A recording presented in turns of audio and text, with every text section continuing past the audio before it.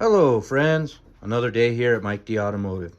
Today we're coming at you with a review and a little story and hopefully something helpful, for if you're having problems with your alternator. Let's say in particular you're getting codes like P0567, P0620, and realistically what happened that made me notice it right away is when I started the vehicle one day. The power steering, since it has an electronic power steering, just wasn't working. And then it came up with a little wrench and it was basically saying like low voltage. And that's generally what the codes were. A few other codes were P065B, P0707, and U0422. And in case you get those codes, generally when you go and you look up what it says is you need a new alternator.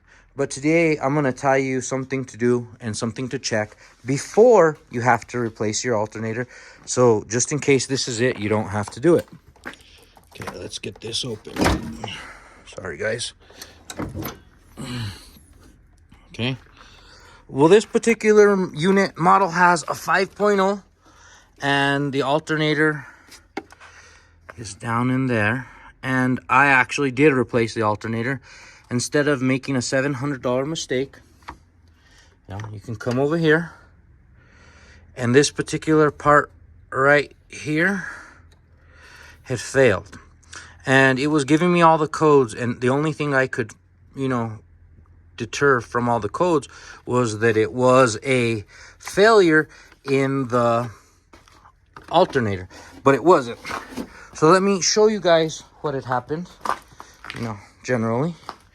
So this right here is the part. Let's see, we'll get it in the sun. And if you look closely, you can see that neither of the fuses,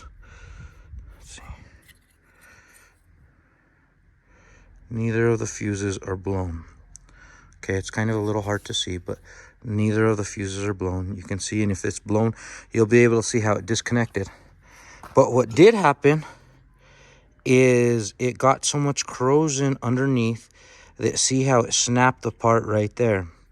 So before you go and you buy an alternator, probably the best thing to do is take this little piece off of where it connects to your battery and take it upside down and check to see how it works. Because even if the fuses aren't blown, that can actually be a big problem, and it's like a $80 solution if you get it from Motocraft, and it's like a $50 solution if you get it from like Napa or whatever.